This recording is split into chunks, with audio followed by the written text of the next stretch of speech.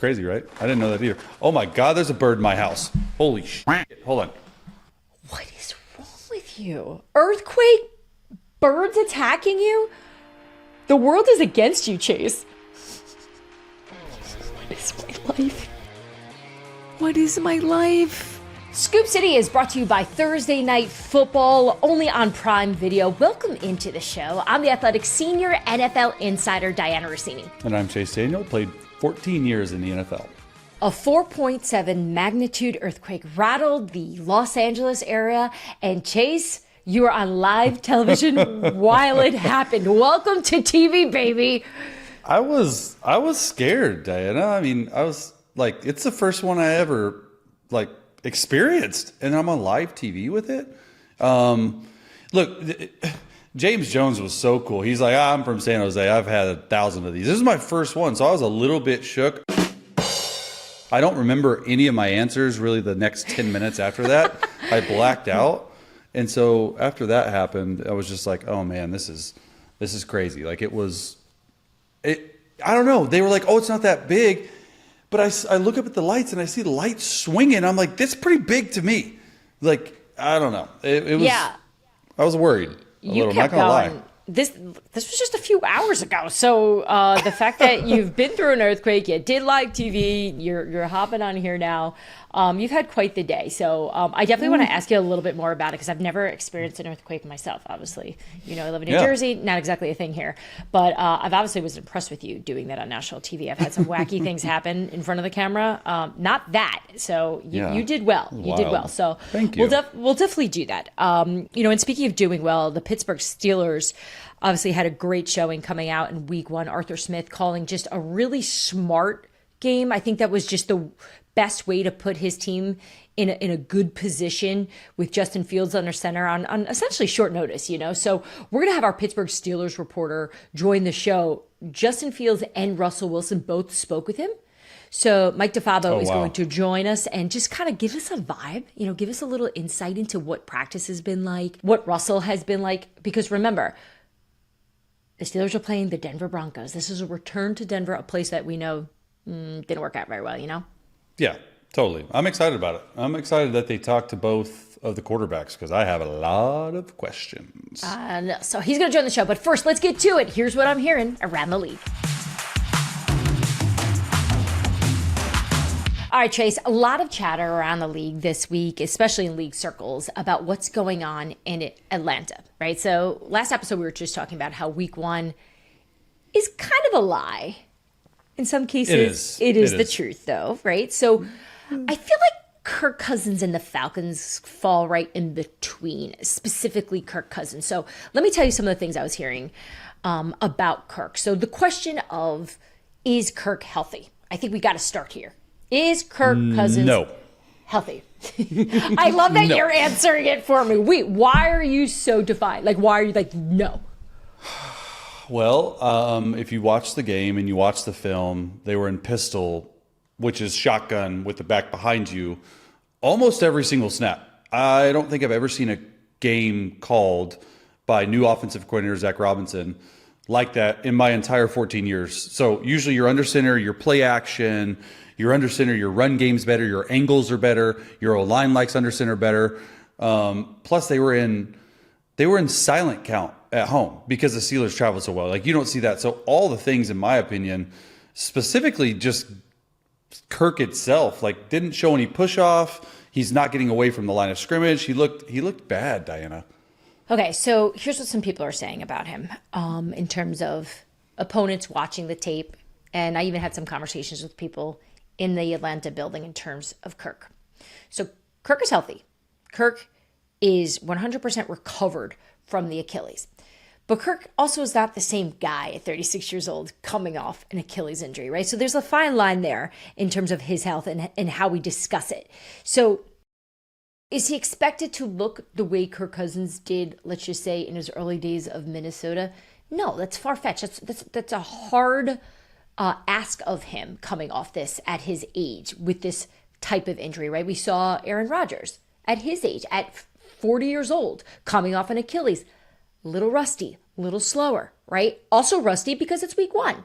Same thing with Kirk Cousins, didn't play in the preseason. So it's almost as if you have to approach this situation with Cousins specifically as there's a little bit of something playing into it right now. He's healthy, but he's rusty. He's coming off a serious injury. You have a new first-time play caller in Zach Robinson. Yes, this is a Rams offense that Kirk Cousins is familiar with. But the fact that they were in shotgun 90% of the snaps, 22 of the snaps out of shotgun, the Falcons had 0 designed runs, right? Of the 26 snaps out of pistol, the Falcons ran the ball on 81% of their plays. That's a tell for defenses, just so you know. It made their offense very obvious. And he did look uncomfortable. And I had people explain that to me, that Kirk didn't look himself, right? So you have just a lot of different factors. On top of the fact that it's almost as if their scheme is the Rams offense with some of Arthur Smith's style of protection. It's like the scheme doesn't exactly fit the personnel for right now. Explain. I almost feel like I should ask you did you notice it first? Well, the scheme doesn't fit the personnel. So in my opinion, anytime I've had a new offensive coordinator, wherever I'm at, it's their scheme no matter what. If it's like not the head coach calling, right? So this should be from the outside perspective, what I'm listening and looking for. And I watched every single snap of Kirk Cousins play versus the Steelers. They could say he's healthy. He ain't healthy, Dianna. Like it does not look good. And so the scheme is that under center, jet sweep motion, put the eyes of the defense in a lot of different situations. So they have to focus on a lot of different things. It's sort of what we call on offense, it's blitzing the defense. What can you do to blitz the defense? What does that mean? Well, it means put them on their heels. Usually it's the defense blitzing the offense and the offense is static. That's not what this offense should be.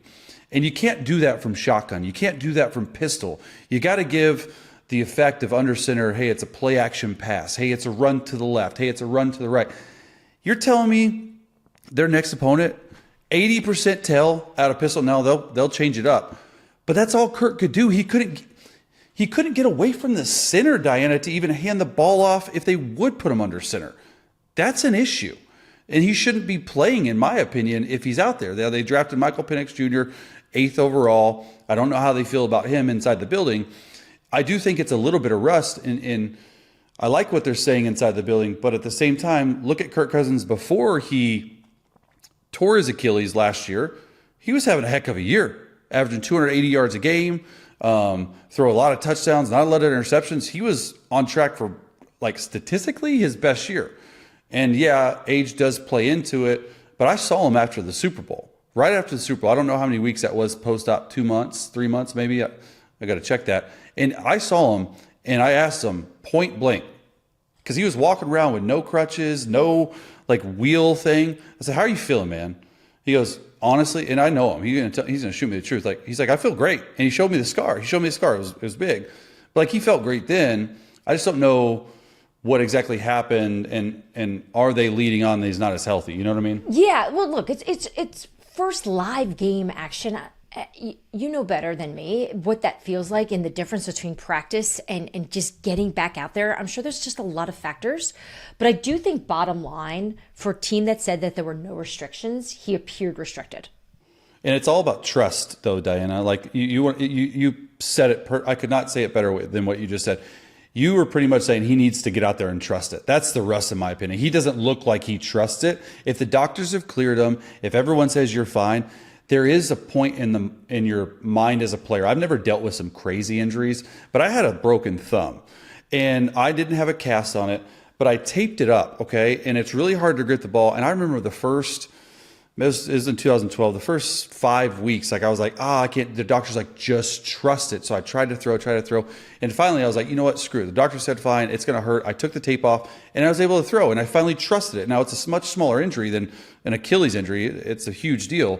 He's just got to play more. He's got to get hit. He's got to be like, all right, once he finds that it's okay, like I'm good, then he's going to start balling. Yeah, and we will see this on Monday Night Football when they face the Philadelphia Eagles. It's not like he has an easy road ahead. And just just to kind of put a bow on this, I know you mentioned Michael Penix Jr. and I know why you're doing it, because he has shown in the preseason and everything we've heard out of that building is that he's really impressive. We are not there yet. We are not even close to having that conversation. So let's shelf that thing and let. Just for Kirk's sake, let's hope we don't have to revisit it. Let's just hope that the plan for the Atlanta Falcons organization is to roll with the guy that they paid tons of money for, $100 million, to jump in here and run the offense, and they can eventually switch this over to Michael Penix Jr. when they think the time is right. We'll just see if it's this year. So speaking of injuries, Jordan Love we saw go down on Friday night against the Philadelphia Eagles, and it turned out this was an MCL sprain. And head coach Matt LaFleur is leaving the door open. Essentially saying, maybe he can play. I don't necessarily think he's being truthful. I think he's just being competitive. I can tell you just from talking to people around the league, the Packers, they have a really conservative type of doctor too there. So even if he was close to being okay, I don't have the feeling that they would push it and go, let's roll out our brand new, very highly paid quarterback, right? Like, why? They don't need to do it.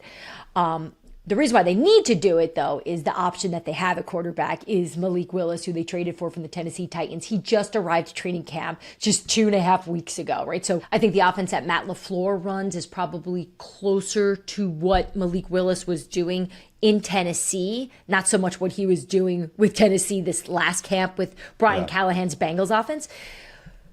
But my question for you, and I was thinking about this when I realized that it's going to probably be Malik here, not a lot of time to learn, not a lot of time to get acclimated to the Packer way of doing things.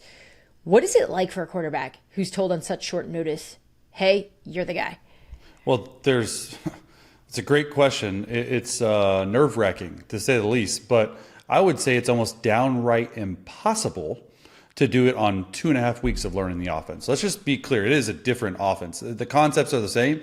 When we're talking about learning different offenses, Dianna, we're talking about learning different languages.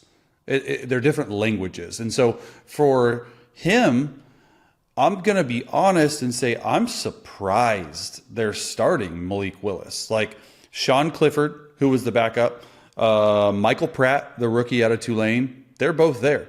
They decided in training camp, hey, they're not good enough. That's what they did. And they brought in Malik Willis.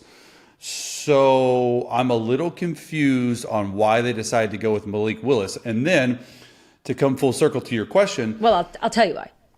Yeah, because they don't like their options at quarterback. They were hoping that Clifford would come along better in camp, and they did not like what they saw. Yeah, so let me ask that. Let me stop you, because that's a good question, and that brings me up to a much bigger concept, Dianna, of backup quarterbacks. I was one for 14 years, right? Only 5 starts, so I know the inner workings of a roster and a backup. Last year there were like 15 or 16 starters that went down. Why are teams not going out and spending more on known commodities specifically to protect your $55 million investment per year in Jordan Love? I'm not a fortune teller, but I could promise you that you will ask me that question this year. You'll ask me next year. And as Scoop City continues over the next decade, you will be asking me that, because we have seen it. We saw it in Cleveland. They are the best example of a team that was able to survive by going with their backup quarterback and signing a guy who can play, and that being Joe Flacco. So yeah, you're right. And you know what's funny about it is, like, you look at the Packers, they've done such an incredible job in drafting quarterbacks of the future. And they've hit. Yeah. Right? So it's like Brett Favre, Aaron Rodgers, Jordan Love. Yet and here's the thing, in the past, their backups have always been really good too. This situation, though, doesn't seem as strong as previous years in terms of the option after Jordan Love. Obviously, nobody plans on this, but to your point, you have to think what happens if we do run into a problem. And obviously, week 1 is not what they wanted to do. So now they got to go to Malik Willis, who's had 16 days in Packers camp. 16, that is it, to be a Green Bay Packer and to learn this offense. So I'm expecting the run game to take off. This is going to be a Josh Jacobs show, right? So, if you're fantasy owners everywhere, that's exactly what I was going to say. I was going to say, let me take you inside Malik Willis's mind right now as a backup quarterback. Josh Jacobs, get ready for about 30 carries. Malik Willis, run game, you're going to have 15 carries. You're going to throw it 10 times. We're going to get in third and manageable, and we might run it. We're going to play the keep away game. Don't turn the ball over. But from Malik's mind, like, he's got to be, I know I was freaking out. I started on a short week, the shortest week in NFL history. Diana, we played Sunday night. Yeah, that got your attention, huh? Look up at me, not your notes. Looking at my phone. Look. Okay, let me explain it to you. We did Sunday night football. Mitch Trubisky, when I was with the Chicago Bears, 2018 versus the Minnesota Vikings. He finished that game. He got hurt. All right. I found out I was starting Monday night in the classroom that we were in, like getting ready for it. I had no idea I was doing it. We play Thursday on Thanksgiving at 12:30. It's 30 minutes earlier than a normal time. So it was like, I think the NFL figured it out. It was 78 hours or something between the turnaround, plus we were the away team, so we left Wednesday. We got 12 less hours, okay? It has never happened before, and it won't happen again because the NFL made a rule. If you play Sunday night, home or away, you cannot travel for a Thursday, like, early start game like that. It's never happened again. And so my mind, I'm freaking out a little bit, but at the same time, I was like, you know what? I can't worry about the external factors. Just focus on playing. Don't overthink it, because I'm an overthinker. I'm an OCD guy. I think about every little situation, and sometimes on the football field, it makes me not as good. And so in my mind, I was just like, just simplify it. Keep it simple, stupid is literally like what I just said. Like, keep it simple, stupid. Kiss. And I end up throwing 2 touchdowns. We won the game. For Malik Willis, it's keep it simple. I'm not going to call him stupid because I was a stupid one. But, like, keep it simple. How much, like, are you sticking to your routine? Are you working impossible. around the clock? Like, were you, you weren't really sleeping much? No, you don't sleep much. Look, a Sunday, and that's what I'm saying. Like, Sunday night after the game, you go home. Monday morning, you try to sleep in a little bit, but you're wired from the game. You're wired from the win. You come in Monday, guys are dead tired. You get treatment. You get a lift. You have meetings. You don't even do any walkthrough. Okay, that's when I find it. Then you come in Tuesday, and it's like, hey, install.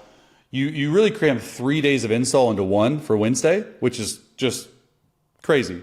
And then you actually just go and walk through. There's no full speed practices either. That's another thing people don't understand. Malik's going to get a full speed practice. It's not like the short turnaround. I didn't get I got walk through reps. And then Wednesday you travel. And Thursday morning you play the game in front of 35 million people. So it was really nerve wracking. But I can't imagine what Malik Willis is going through specifically. Like, you got to imagine Matt LaFleur is going to have, hey, here's 30 plays. That's all we're running. Hand the ball off to Josh Jacobs. Let him eat. Play takeaway, play good defense. Well, if he finishes the game with 2 touchdowns, 230 passing yards like you did, Malik was exceptional. Because, look, I've heard from people in Tennessee this past summer that he had a really good camp. A lot of times, some of the struggles that he had was just the game was fast. It was moving really fast for him. Remember, this is a quarterback that played at Liberty University. So that transition from going from college to the NFL, it was a really big leap for him. I remember the first time I met Malik, I was down on the ground for rookie camp in Tennessee. And Chase, you're like this. And I don't often meet athletes like this, but I was the reporter there on the ground, and I had a camera crew of like 3 guys and my producer. So there's, essentially 5 of us. So I walk over, introduce myself. Hi, Malik, I'm Dianna. So nice, very kind. Nice to meet you, blah, blah, blah.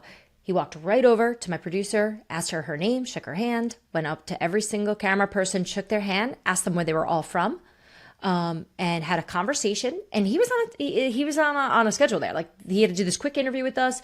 But he took time to meet everybody. We did the interview, and look, he's just got a great positive attitude about life. Forget football, just awesome. Life. Yeah, I love that. I love people like that. You're like trust that. me. I'm like that. That's why it works.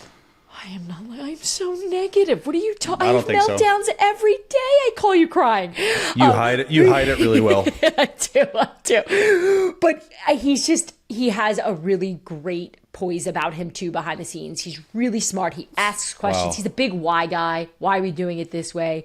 That's really good info. I wish him all the luck in the world. I just think it's going to be a tall task against this Colts defense that is going to try to come back after a loss to the Texans here, and their experience. You have veterans on this Colts D. So look, Matt LaFleur is a really good play caller, and I'm sure they're going to have a great game plan to at least put Malik in a good position to at least try to win this game. All right, wrapping this up, my last final thought. So, I'm always chatting on the phone during the week with different GMs and head coaches, and I always like asking what's bothering them, what's annoying you about the league right now. Yeah, I want to know. What do you got? What do you got? So, I don't know if you noticed it, but in the Seattle-Denver game, we saw the roughing the passer replay that was put to work. We hadn't seen that. That's a new rule. That's something new that we have new access to, right? So the Seahawks penalty was overturned because they were able to replay it. Yay, all fine and dandy. Everyone's happy that worked out. But the thing that people want to see more of around the league is unnecessary roughness on sliding quarterbacks. All right, so then I did a little digging on it just to see what's the problem. Like, why is everyone all up in arms about this? Yeah. So Tampa got called for it twice against Jaden Daniels and the Commanders. If it was reviewed, a lot of coaches were telling me it would reveal that the defenders actually missed the quarterback, leapt over him. In one example, didn't even touch him, completely out of the way. So 5 times in week 1, this happened with mobile quarterbacks. And it's probably easier to name the quarterbacks that sit in the pocket than it is to go through all the mobile quarterbacks. But obviously, in the advent of mobile quarterbacks, this is important. What do you think of this idea of adding replay to unnecessary roughness on sliding quarterbacks? I mean, look, I'm a quarterback. I think quarterbacks are really protected in this day and age, like every type of protection possible for the quarterback. I just know if they pass this, they're going to have a field day of PR concerns from defensive guys and defensive head coaches. So I think it's dumb. I don't think you need more reviews. I don't think you need more stuff, if I'm being honest with you. And that's coming from a quarterback. Look, they're not, they are trying to kill you. They're trying to hurt you. I was going to say, thought about that. I was like, what's they're trying the to hardest you. What's the hardest you've ever been hit? Well, it's not in the NFL. There's a guy by the name of Curtis Lofton. He played for the Saints for a while, and I was playing in the Big 12 championship game. Missouri, who I played for, was number 1. Oklahoma was number 5. All we have to do, Dianna, is win the game, and we're going to a national championship. We lose the game, and I get smacked on a option play to the right. I didn't see him coming through the line, and I didn't pitch it, and he hit me right in the sternum, and I did not catch my breath for like 30 minutes. It was bad. It was bad, actually. Yeah, see, you should be pro the replay here. But yeah, so I'm actually surprised that was your answer. I'm glad that was your answer. Because that means you're not predictable. I thought you were definitely going to be like, I'm with those guys you're talking to. Get this thing in replay. But it's an easy addition if the league wants to do it. But you bring up a good point. I could see it being debated a lot with the competition committee trying to figure out if this is going to be fair. Because, I know for now that the unnecessary roughness on the sliding quarterbacks is just going to probably pick up as the season goes on. And I put it this way. This is going to be an issue I bet you we're going to be talking about come owners meetings. And I have a question for you, and I'll put you on the spot. We can cut it if you have no idea. So don't feel like the need to answer. And I'll ask it. Do you know anything specifically about the dynamic kickoff and how undynamic it's been? What are you hearing about that, if you've heard anything? Yeah, I've heard tons about it. That is the other big topic of conversation of just how it's a dud, how teams are just... Yes. Okay, thank you. It was so hyped up. What are we doing? Yeah, it's going to leave just as many touchbacks. That's essentially what most people... that's how they view it. But also, let's advance the kickoff storyline right now. I think the next thing we need to watch is weather. I think the weather is going to be a big factor in this because we saw a little bit of it with Buffalo because it was windy. Yeah. Obviously, Cleveland's really windy. So Chicago, very windy. Windy city.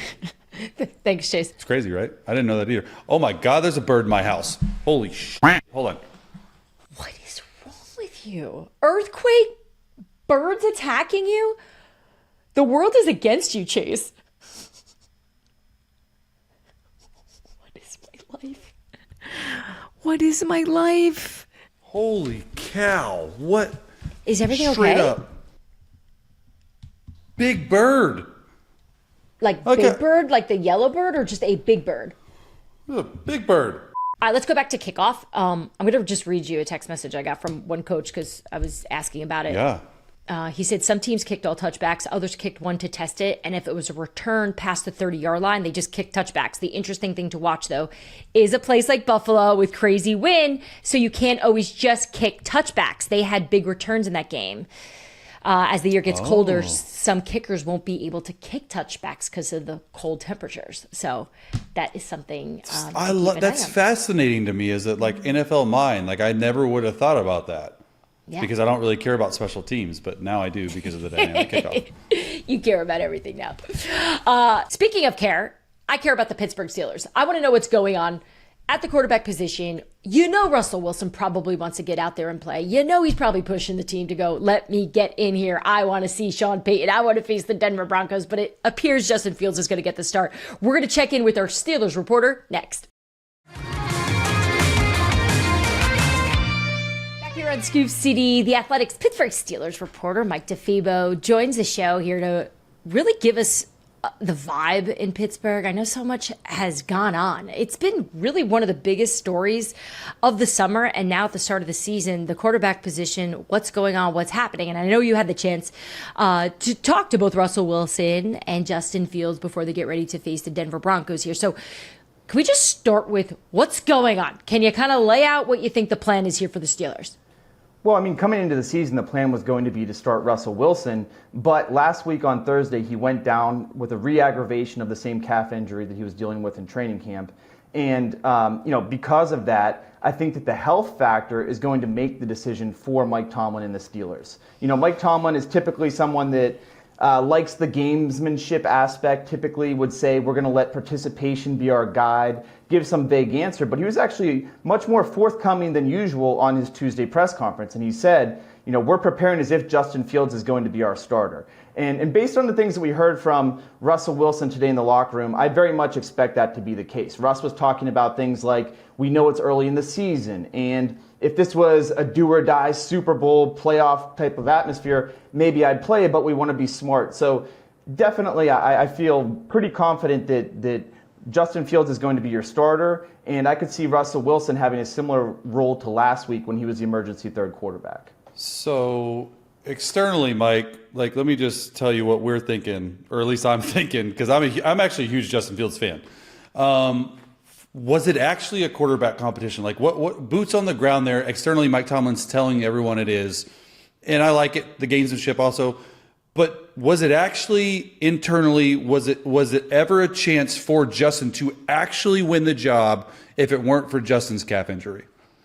Yeah, it's a good question, and we've kicked this around here in Pittsburgh, whether it was a real competition. I tend to believe that it's basically against Mike Tomlin's nature to anoint somebody. This is a guy who loves competition and loves trying to test people and see what they have. You see situations where with a punter, he's right next to him trying to put pressure on him, or during certain drills, he'll take a marquee linebacker and match him against a specific back to try to see what these guys have. So I feel like it was more a sense of, let's go into this and call it a competition, but I think behind closed doors and in Mike Tomlin's mind, they imagined that Russell Wilson was going to walk out of this as the week one starter. And I think you look also at the performance that Justin Fields had in the preseason. He had opportunities by the nature of Russell Wilson being out with injury. And I don't think that he necessarily burst down the door like the Kool-Aid man and said, this is my job. And even you look at last week, right? He did some interesting things with his feet. Arthur Smith can utilize him in different ways, and I think it fits a running team. But at the same time, they kicked 6 field goals and didn't score any touchdowns. It's hard to argue that the guy that didn't score any touchdowns, it could certainly, has taken a stranglehold on this competition. That's what I wanted to ask next. Sorry, Diana, before you jump in. The most important question, Mike, are you ready? The most important question I'm going to ask you today, and really all I care about, if Justin Fields continues to play well, will Russell Wilson get the starting job back, yes or no?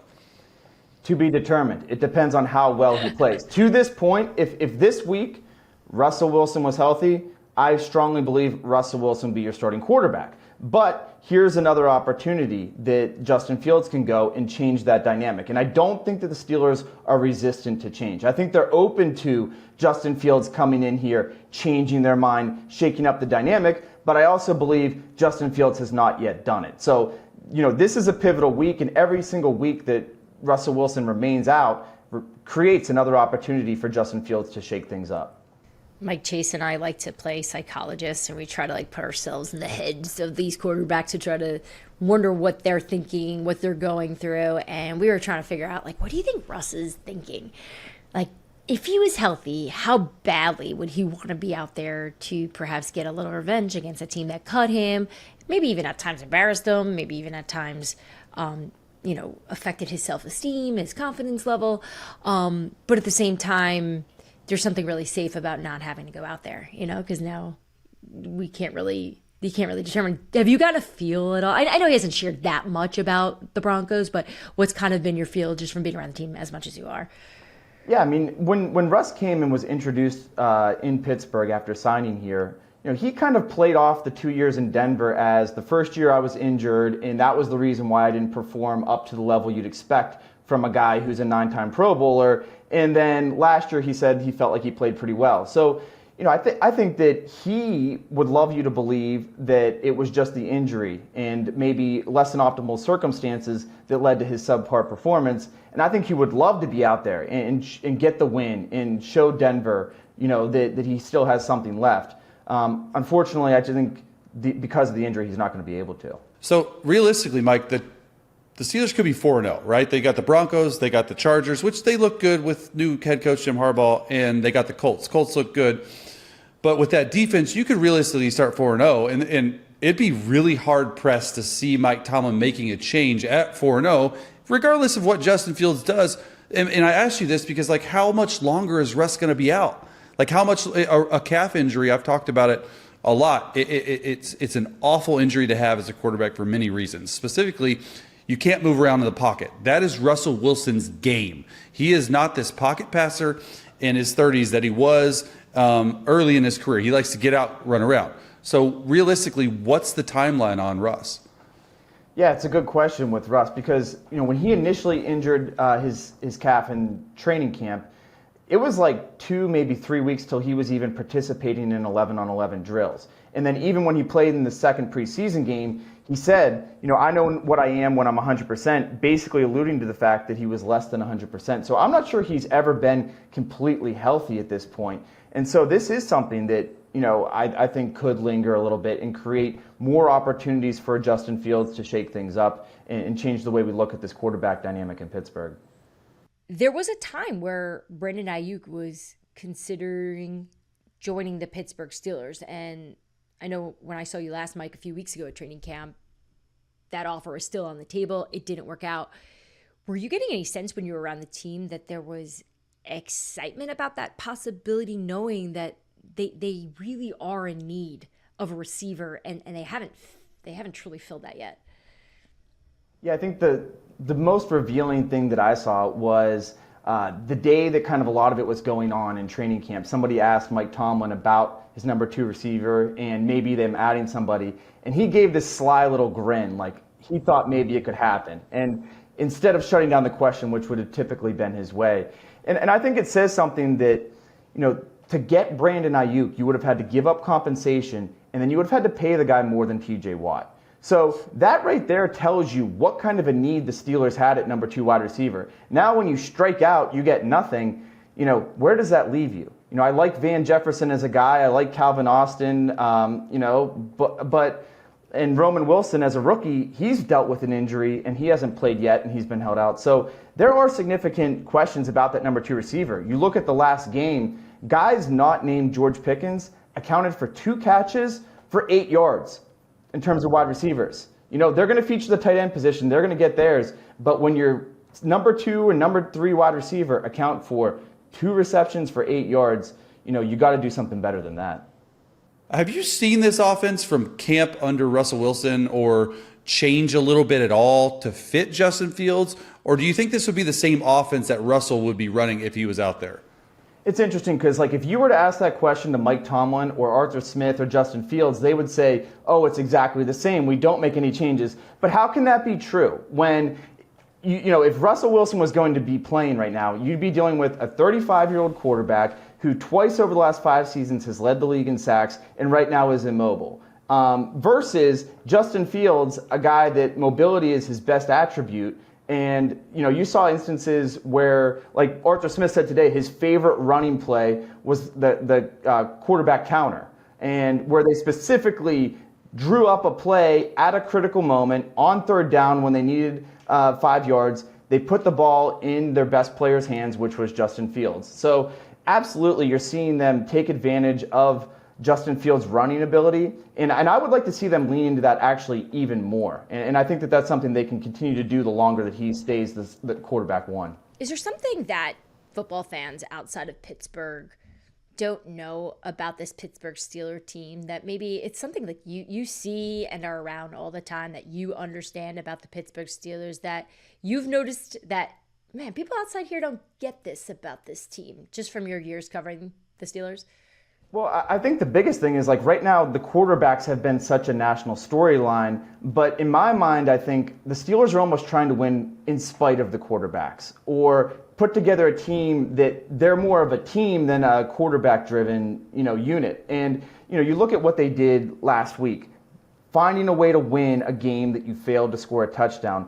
There are a lot of tight, rock fight type games that the Steelers have played over the last couple seasons, and I think that's only going to continue this year. And for me, you know, the most important thing for the Steelers having success is TJ Watt staying healthy. Last year, Minkah Fitzpatrick was injured for half the year and didn't record a turnover in any form or fashion when he was healthy. Cameron Hayward dealt with an injury and had to get surgery, and even when he was healthy, you know, he wasn't himself because of the training camp injury. Yet this defense was 6th best in scoring because of the fact that TJ Watt is a game-wrecking force. So long as they've got TJ healthy, I think they're going to continue to play a run-heavy, conservative game plan on offense and hope to win games based on the back of their defense. Mike, thank you so much for joining us. Make sure you guys check him out at The Athletic. He's all over Steelers news. Give him a follow on Twitter as well. He misses nothing. He's all over it. So thank you so much for joining. Still to come on the show, an earthquake, a bird, an elevator, and bowling. What does that have in common? We'll tell you next.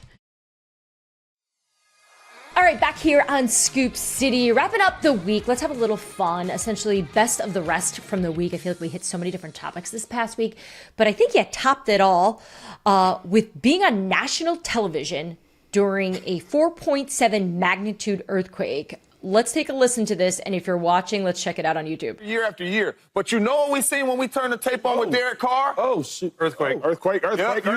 You know what we seen? Hold on, James, it's an earthquake. It is rocking. Are we good? Talking about Baker Mayfield. We good. Lost my life. TV shaking and all that. Lights are shaking. Yeah, look. All right, go ahead. 5.0 earthquake that y'all just witnessed us navigate in real time. That's why the cameras are shaking. Oh, my gosh. Cameras are still shaking. James talking about Baker Mayfield. We about to lose our lives. This is crazy, man. That's Acho's fault. He had this topic. We should be praying first.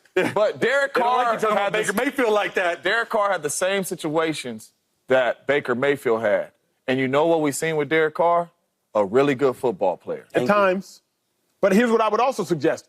We've seen Jared Goff be sorry at every location, too. Ooh. Do we want to talk about it? The best part of this is you guys just keep talking about Derek Carr. Not me. You were quiet. You shut down. Like, take. I was all right, freaked out. Yeah, give me play by play. So no, he's making a point about Baker Mayfield and the career arc of maybe Derek Carr, and all of a sudden I feel this boom, and it's like on my feet, and I sit like pretty close to the desk, and I was like, oh, Acho moved the desk, because the desk was moving back and forth like once or twice. I was like, what are you doing, Acho? And I looked around, and I looked at Acho, and then I looked up, and then it kept it was like shaking like crazy. I go, I didn't know what to think, and they were like, earthquake. I was like, earthquake? And Shady says, I almost lost my life if you didn't catch that. I'm like, no, you didn't. But he just, like, consummate professional. Like, James Jones just continues his take, and I'm freaking out. I'm like, if you continue watching the show, I'm like, guys, sorry, I'm a little bit freaked out. It's my first ever earthquake. and they just keep talking. It's unbelievable. I'd never been a part of one, so that was my first one, and that was the realest reaction you'll ever get, because I was a little scared. Yeah, I appreciate your vulnerability on live camera. You weren't trying to be like tough guy. You were being you, of just like, are you kidding me? Like, did this just happen?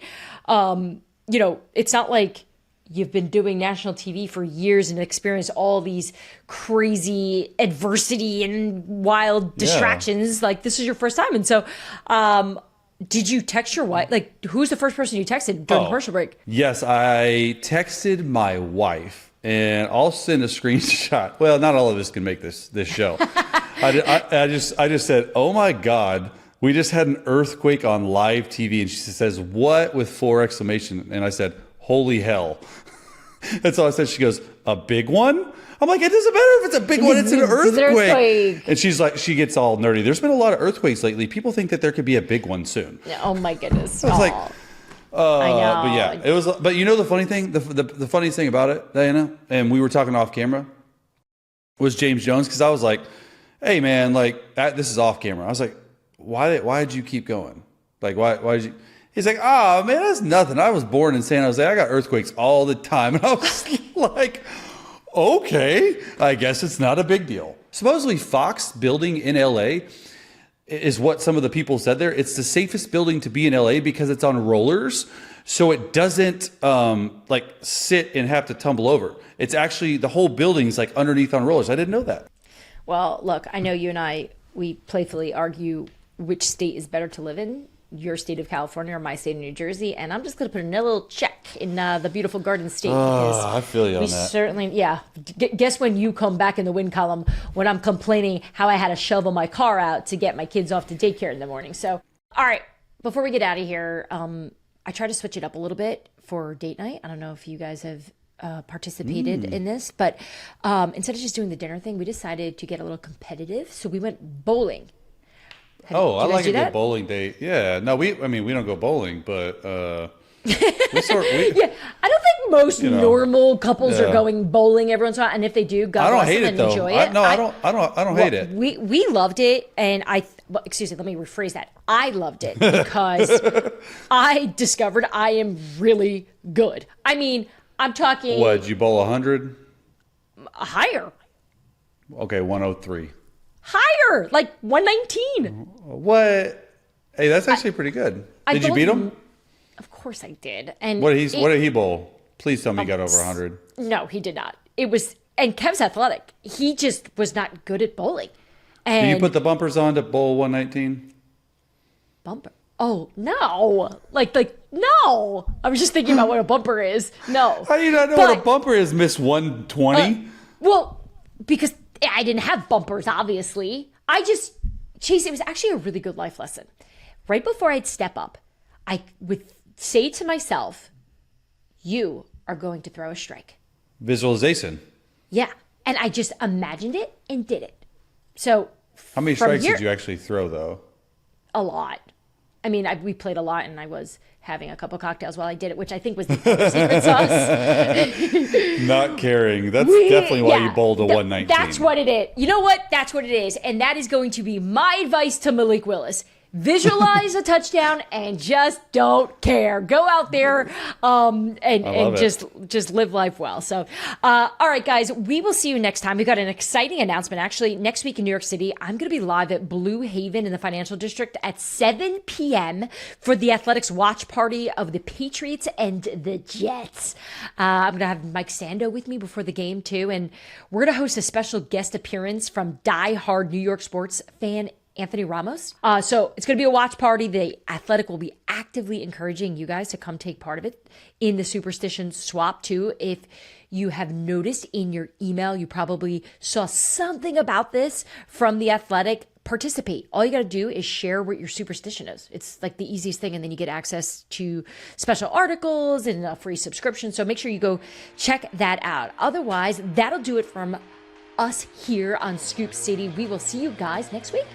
Bye, guys. Tag me next time. Thanks for tuning into Scoop City. If you want to hear more, make sure you like and subscribe. We drop our new episodes every Tuesday and Friday.